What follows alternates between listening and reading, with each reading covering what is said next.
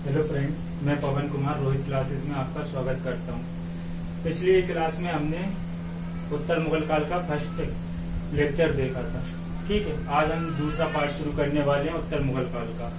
ठीक है, तो हमने जो पिछली क्लास में रफी उद दर्जात तक पढ़ लिया था, तो आज हम रफी उद दर्जात से शुरू करेंगे।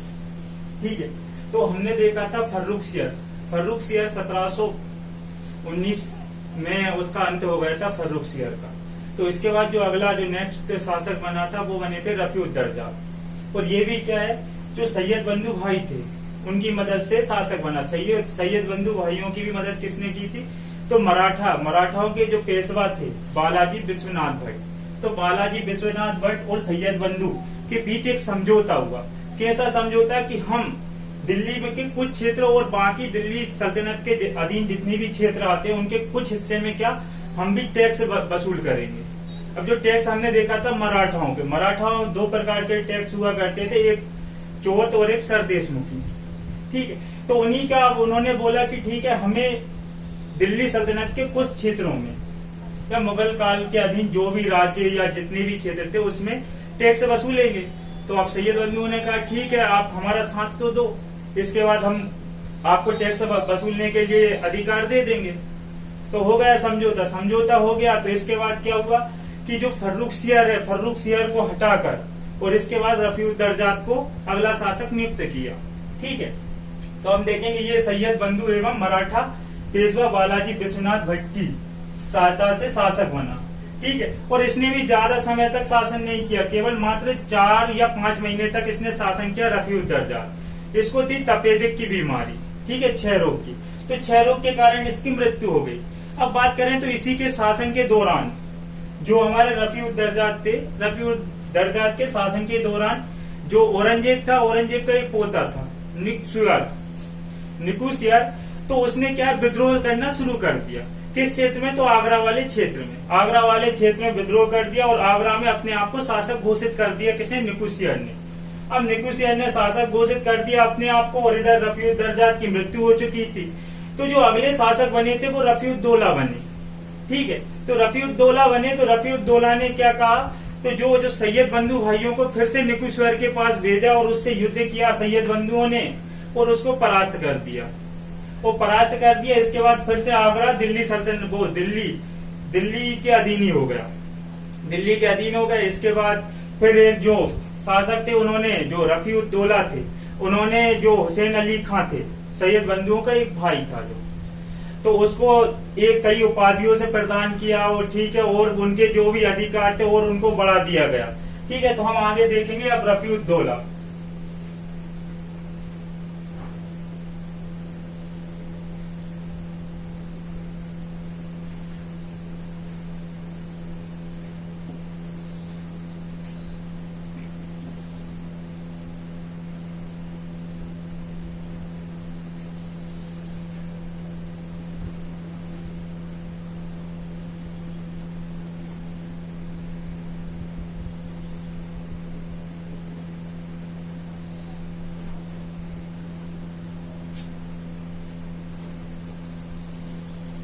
ठीक है, तो जो रफी उद दौला था उसने भी ज्यादा समय तक शासन नहीं किया। इसकी भी 1719 में ही मृत्यु हो जाती है। ठीक है, तपेदिक के कारण। फिर जो अगला शासक बनता वो भी जिसका नाम था मोहम्मद शाह रंगीला, जिसको रोशन अख्तर के नाम से भी जाना जाता था, वो भी क्या सैयद बंधुओं की मदद से ही शासक बना था। ठीक है, शासक बना, लेकिन जो सैयद बंधु जैसे अभी तक जो करते आ रहे थे कि किसी को शासक बना देते फिर हटवा देते बना देते, तो ये सब जान चुका था मोहम्मद शाह रंगीला। तो वो कहीं ना कहीं वो भी यही सोच रहा था कि कैसे ना कैसे हमको सैयद बंधुओं का अंत करना है। ठीक है, तो अब उसने भी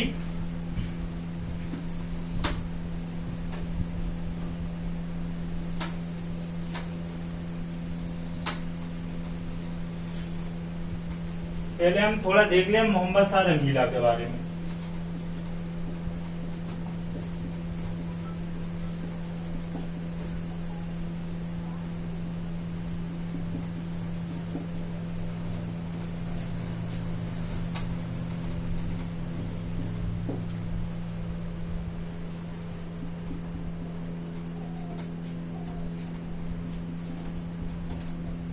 ठीक है। तो मोहम्मद शाह रंगीला, इसका जो वास्तविक नाम की बात करें तो रोशन अख्तर था।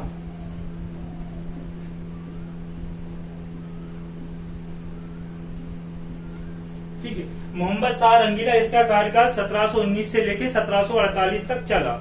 ठीक है, अब इसके वास्तविक नाम की बात करें तो इसका वास्तविक नाम था रोशन अख्तर। ठीक है, अब इसके समय पर जो भी कार्य हुए तो उनको देखेंगे कि इसके समय पर क्या क्या हुआ। तो जैसे 1719 से लेकर 1748, तो हम बात करें तो इसी के समय ईरान का शासक था नादिर शाह। नादिर शाह ने भारत पर आक्रमण किया। तो भारत पे क्यों आक्रमण किया तो ये थोड़ा देखेंगे हम, क्यों नादिर शाह ने मोहम्मद शाह रंगीला के समय पर आक्रमण किया भारत पर। ठीक है, तो जो ईरान का शासक था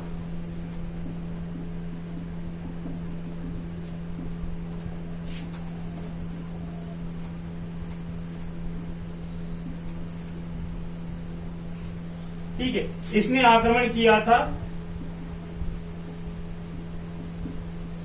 1739 में। अब क्यों किया था तो 1739 में करने का कारण भी ये था कि इससे हम 1739 से हम पहले देखें तो जो ईरान में जो शासक थे नादिर शाह, इनके दरबार में कुछ राजदूत रहते थे, किसके? मोहम्मद शाह रंगीला के। तो इसने जो अपने सभी राजदूतों को उसके पास से वापस बुलवा लिया। ठीक है, अब वापस बुलवा लिया तो उसको अच्छा नहीं लगा कि भैया इसने हमारे दरबार में इसके कुछ वो राजदूत थे उनको वापस बुलवा रहा है ये, तो ये भी अच्छा नहीं लगा। और क्या है कि जैसे उसका नादिर शाह जो था, नादिर शाह ने अफगानिस्तान क्षेत्र में भी अपना आक्रमण किया था। अब आक्रमण किया था तो जो अफगानिस्तान से उसके आक्रमण के बाद जो शरण लेने के लिए कुछ लोग जो थे वो दिल्ली आ गए। और उन्होंने क्या है, मोहम्मद शाह रंगीला से शरण मांग ली। ठीक है, अब जो अफगानिस्तानी लोग थे उनको शरण दे दी किसने? मोहम्मद शाह रंगीला ने।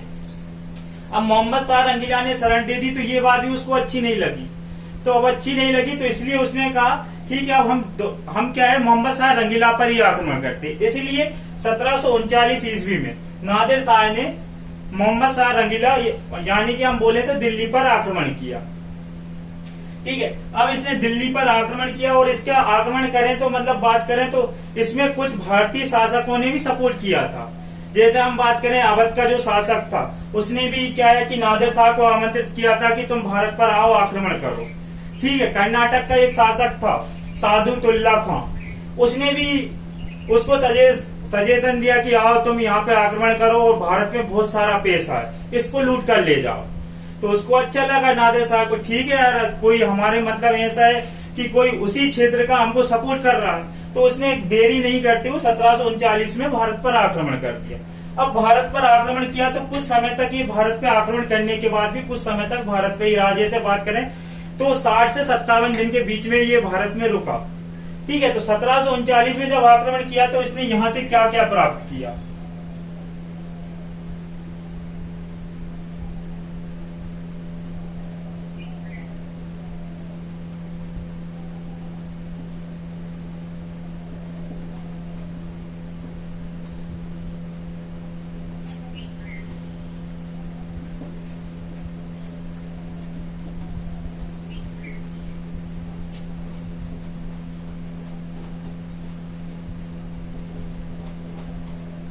ठीक है, तो नादिर शाह ने जो मोहम्मद शाह रंगीला से एक तो मयूर सिंहासन प्राप्त किया, और बात करें जो मयूर सिंहासन था वो जिसको बनवाया था शाहजहां ने। ठीक है, और कोहिनूर हीरा वो भी क्या है, मोहम्मद शाह रंगीला से प्राप्त किया।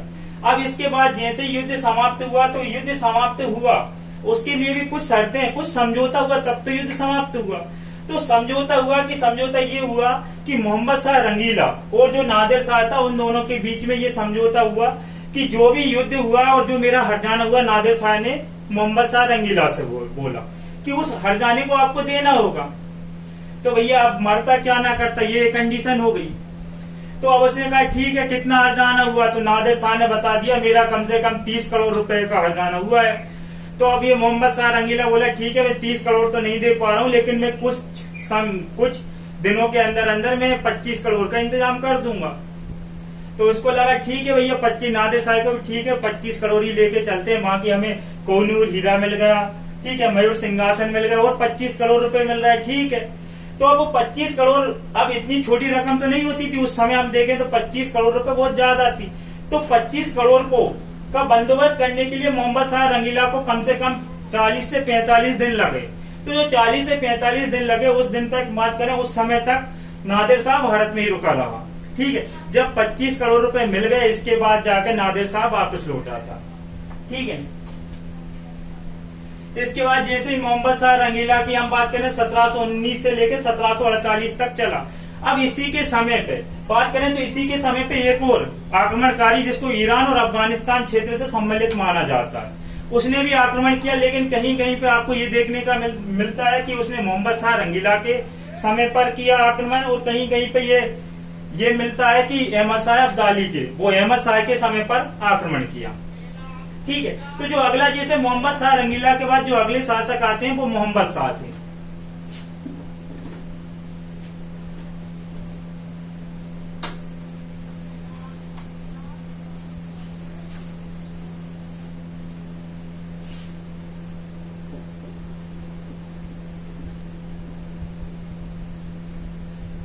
सॉरी, मोहम्मद शाह नहीं, अहमद शाह।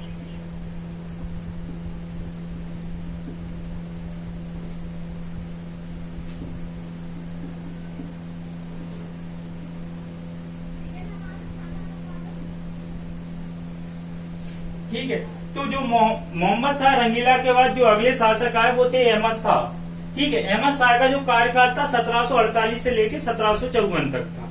ठीक है, अब इसके समय की हम बात कर रहे हैं तो एक ईरान अफगानिस्तान क्षेत्र का एक शासक था जिसका नाम था अहमद शाह अब्दाली। तो अहमद शाह अब्दाली ने भारत पर आक्रमण किया। कब किया? तो अहमद शाह अब्दाली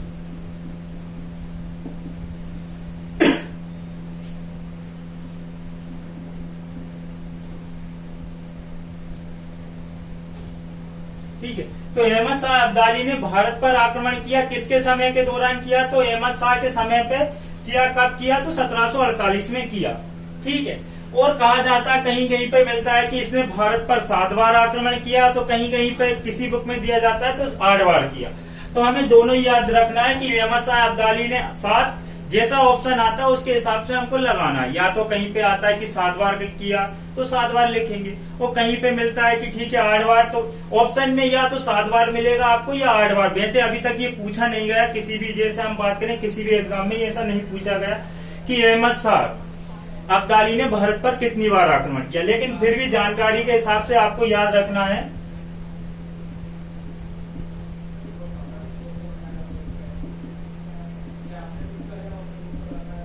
अहमद शाह अब्दाली ने भारत पर 7 या 8 बार आक्रमण किया। ठीक है, अब इसने भी कई बार आक्रमण किया और इसने कई बार भारत से बहुत सारा धन लूट कर ले गए। ठीक है, अब इसके समय में बस यही एक घटना आती है कि अहमद शाह अब्दाली ने भारत पर कब आक्रमण किया और किसके समय पर किया। तो हमें को लगाना अहमद शाह के समय पर अहमद शाह अब्दाली ने 1748 ईस्वी में भारत पर आक्रमण किया। ठीक है, और कहीं पे आपको मिलता भी है कि ठीक है अहमद शाह अब्दाली ने भारत पर कितनी बार आक्रमण किया, तो आपको लगाना 7 या 8 बार। ऑप्शन में या तो आपको 7 बार मिलेगा या फिर 8 बार मिलेगा, तो दोनों में से एक कोई सा आपको लगाना है। ठीक है, इसके बाद जो अगला शासक बनते हैं वो हमारे आलमगीर है।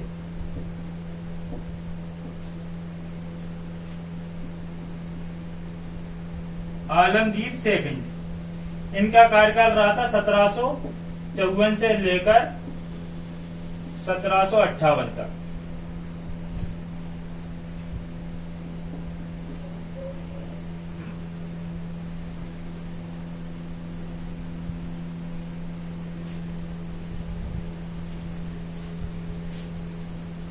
ठीक है, अब हम बात कर रहे हैं आलमगीर सेकंड की।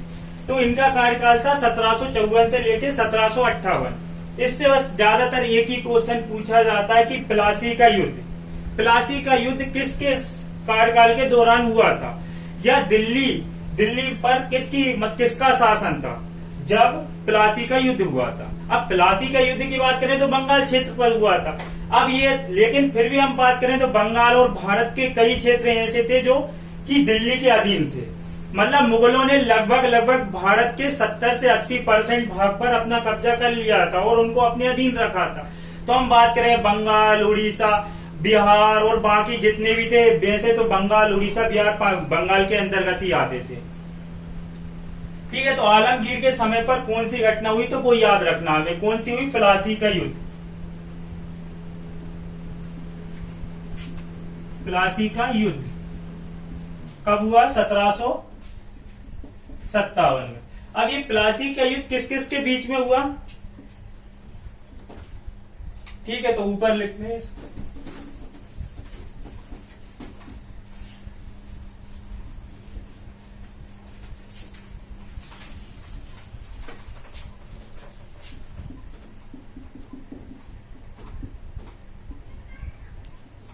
ठीक है, प्लासी युद्ध देखेंगे तो हम ये हुआ था सिराजुद्दौला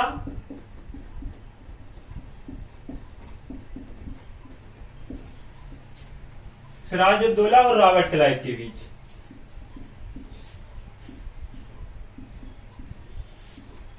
और कब हुआ था? तो 1757 में।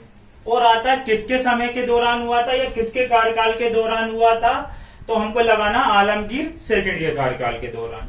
ठीक है, अब बस इतना ही आता और ज्यादा कुछ नहीं आता इसके बारे में। ठीक है, अब इसके बाद हम देखेंगे तो अगला नेक्स्ट शासक थे शाह आलम द्वितीय।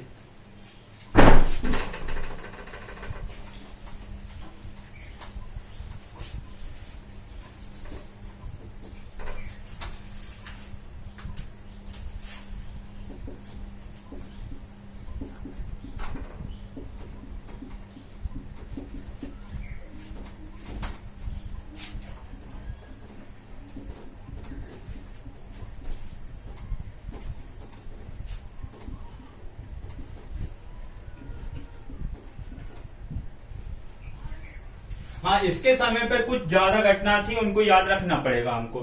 ठीक है, तो शाह आलम द्वितीय का हम शासनकाल देखें तो 1758 से लेकर 1806 तक था। और इसके कार्यकाल के दौरान कौन कौन सी जो महत्वपूर्ण घटना है वो हुई है। तो हम पहले हम देखें तो बक्सर का युद्ध।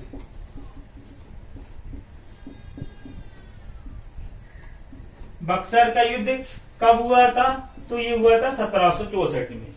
ठीक है, किस किस के बीच में हुआ था? तो अंग्रेजी सेना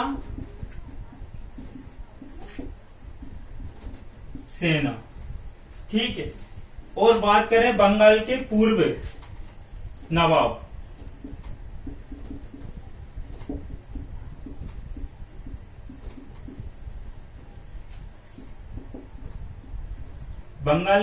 नवाब मीर कासिम, शाह आलम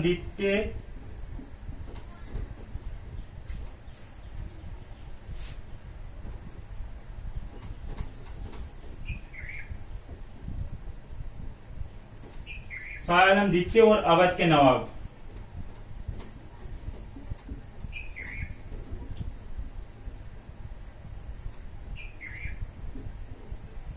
ठीक है, और इधर अंग्रेजी सेना के साथ था मीर जाफर।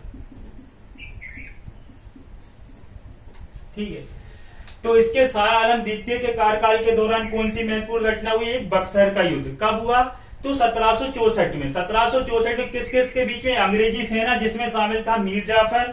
ठीक है, और इधर बंगाल के पूर्व नवाब थे मीर कासिम, शाह आलम द्वितीय और अवध के नवाब। ठीक है, और इसको हम डिटेल में पढ़ेंगे अभी आगे जो नेक्स्ट पार्ट होगा हमारा बंगाल। तो बंगाल में हम इसके बारे में पूरा पढ़ेंगे डिटेल से। ठीक है, अब इसी के समय पर इलाहाबाद की संधि हुई।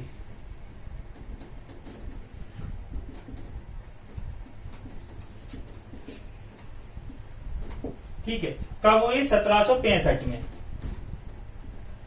ठीक है, अब इलाहाबाद की संधि कब हुई? 1765 में। ठीक है, 1765 में हुई। और इसमें हुआ क्या? तो इसमें हुआ ये कि 1764 में बक्सर का युद्ध हुआ था। तो बक्सर के युद्ध में क्या है? अंग्रेजों की जीत हुई। अब अंग्रेजों की जीत हुई तो जीत के बाद क्या है? अब शाह आलम द्वितीय को भी अपने प्राण बचाना है और अवध के नवाब को भी अपने प्राण बचाना है। तो अब क्या है, इनमें क्या है, आपसी समझौते हो गए। अब समझौते ऐसे होगा भैया हमें प्राण बच जाए, इसके लिए कुछ भी हो जा। तो अब जब समझौते हुए शाह आलम द्वितीय और अंग्रेजों के बीच एक हुई है इलाहाबाद की संधि, और एक हुई है अंग्रेजों और अवध के नवाब के बीच में हुई थी इलाहाबाद की संधि। ठीक है, तो इसमें जो शाह आलम द्वितीय और अंग्रेजों के बीच जो संधि हुई, तो संधि के तहत क्या हुआ कि शाह आलम द्वितीय ने जो बंगाल क्षेत्र की जो दीवानी थी, दीवानी बात करें तो हम कर वसूलने के अधिकार किसको, ईस्ट इंडिया कंपनी अंग्रेजों को प्रदान कर दिए थे। ठीक है, तो कब हुई थी इलाहाबाद की संधि, 1765 में। ठीक है, दो संधि हुई थी 1765 में इलाहाबाद की, एक तो किसके, अवध के नवाब के बीच में और एक शाह आलम द्वितीय के बीच में, जो हम आगे के पार्ट बंगाल जो पढ़ाएंगे उसमें बताएंगे। ठीक है, अब इसी के समय पे एक युद्ध हुआ था, कौन सा,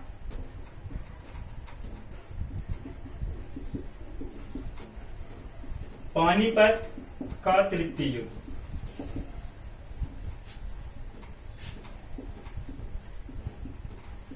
ठीक है, पानीपत का तृतीय युद्ध कब हुआ, तो 1761 में हुआ। ठीक है, पानीपत का तृतीय युद्ध कब हुआ, 1761 में। किस किस के बीच हुआ, तो मराठाओं के बीच हुआ। ठीक है, और किसके बीच हुआ, अहमद शाह अब्दाली के बीच में हुआ। वैसे इस पे अभी जो मूवी भी बन चुकी, पानीपत का थर्ड वॉर। ठीक है, तो उसको और देखोगे तो अच्छे से समझ में भी आएगा आपको।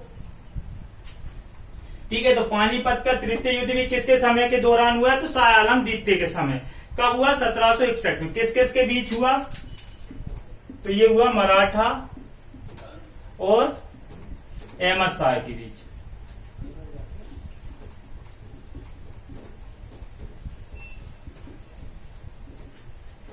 ठीक है, मराठा और अहमद शाह अब्दाली के बीच हुआ। ठीक है, अब बात करें तो अब जैसे जो इलाहाबाद की संधि हो चुकी थी 1765 में, अब 1765 में इलाहाबाद की संधि हो गई, और जो शाह आलम द्वितीय था उन्होंने दीवानी प्रदान भी कर दी, किसको, ईस्ट इंडिया कंपनी अंग्रेजों को। ठीक है, तो इसके बीच बाद क्या हुआ कि अंग्रेजों ने इसको अपना संरक्षण दे दिया, किसको, शाह आलम द्वितीय को। शाह आलम द्वितीय को अंग्रेजों ने संरक्षण दिया, जिसके तहत क्या हुआ कि इसको पेंशन देना स्टार्ट कर दिया, किसको, शाह आलम द्वितीय को। अब ये किसके सहयोग से हुआ, तो पूछा जाता है, तो लॉर्ड केक ने, जो अंग्रेजी एक अधिकारी था लॉर्ड केक, उसकी सहायता से इसकी पेंशन शुरू कर दी गई। तो जो शाह आलम द्वितीय थे,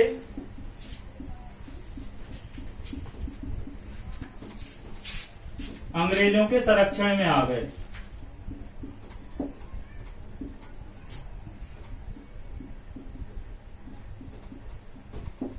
किसकी सहायता से आए हैं,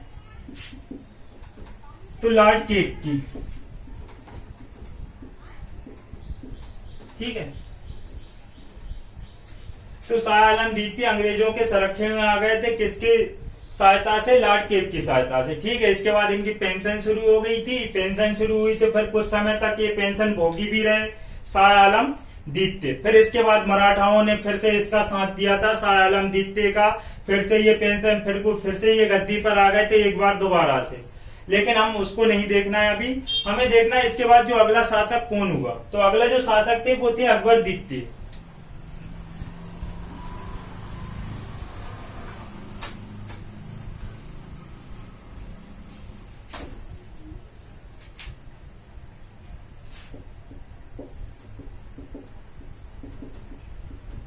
ठीक है, अकबर द्वितीय कब से कब तक रहे, तो ये रहे 1806 से लेकर 1837 तक।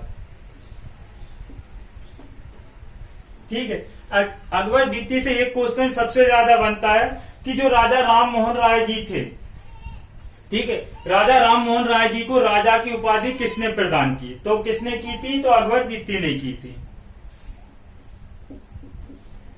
राजा की उपाधि दी किसको, राम मोहन राय को।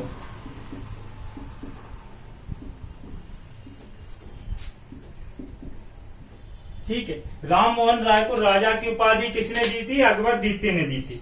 क्यों दी थी, तो अब क्या हुआ था, अकबर द्वितीय के समय के दौरान क्या हुआ था, अब जो अंग्रेजी जो कंपनियां थी, जो अंग्रेज यहाँ पे जो भारत पर अपना प्रभुत्व जमा चुके थे, तो अब इनके समय में बात करें तो जो भी जितने भी मुगल शासक और जितने भी स्थानीय शासक थे उनकी स्थिति बहुत ही खराब हो गई थी। अब खराब हो गई थी लेकिन फिर भी इनको लगता था कि अंग्रेजी शासन की बात करें और संविधान की बात करें तो अच्छा है और इसमें सुधार लाया जा सकता है। अब उनको ये लगता था जो भारत में जो अंग्रेजी जो भी शासक हैं या जितने भी अंग्रेज हैं यहाँ पर जो अत्याचार कर रहे हैं, बाकी अंग्रेजी जो सरकार है वो ऐसी नहीं है। तो ऐसी नहीं है तो इसलिए अकबर द्वितीय ने क्या किया, राजा राम मोहन राय जी को कहा इंग्लैंड भेजा और जाकर अपनी बात रखने को कहा। किसके सामने? इंग्लैंड की जो महारानी थी उनके सामने अपनी बात रखने को कहा। किससे? राजा राम मोहन राय से। तो जो अकबर के जो पैगाम लेके गए थे राजा राम मोहन राय, ठीक है, किसके पास? तो वहां की रानी के पास, इंग्लैंड। तो इसी के बाद इन्होंने क्या है, इनको राजा की उपाधि दी थी। किसने? अकबर द्वितीय ने। ठीक है, इसके बाद हम अकबर द्वितीय के बाद देखते हैं तो जो नेक्स्ट शासक हुए थे तुम्हारे बहादुर शाह सेकंड, जिसको जफर के नाम से भी जाना जाता है।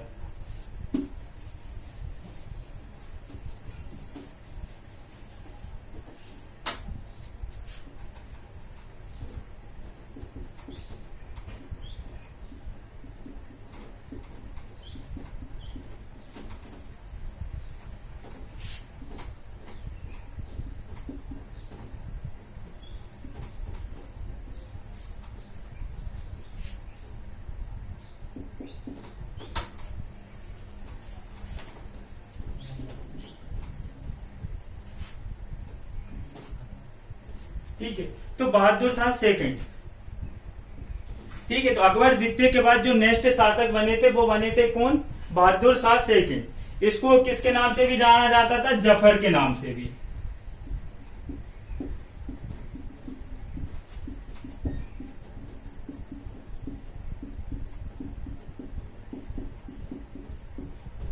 ठीक है, और बात करें तो बहादुर शाह जो जफर थे वो एक उर्दू शायर भी थे।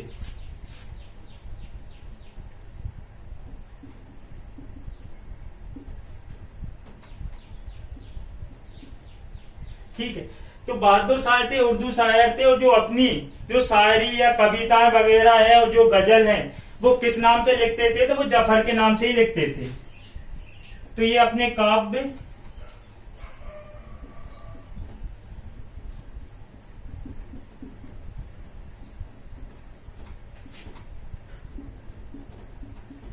ठीक है, तो बहादुर शाह जो भी अपनी गजल या शायरी या जो भी कविताएं वगैरह थी वो किसके नाम से लिखते थे? जफर के नाम से लिखते थे। ठीक है, इसके बाद क्या हुआ कि जैसा हम बात करेंगे आगे 1857 की क्रांति हुई। तो 1857 की क्रांति में इन्होंने सहयोग किया था। किसने? बहादुर शाह ने। तो ये अंग्रेजों को अच्छा नहीं लगा था। इसके बाद क्या हुआ कि अंग्रेजों ने इनको बंदी बना लिया, बंदी बना के इनको निर्वासित कर दिया। कहाँ? रंगून में। ठीक है, रंगून में इनको निर्वासित किया और वहीं पे 1862 में इनकी मृत्यु हो जाती है। ठीक है, तो 1800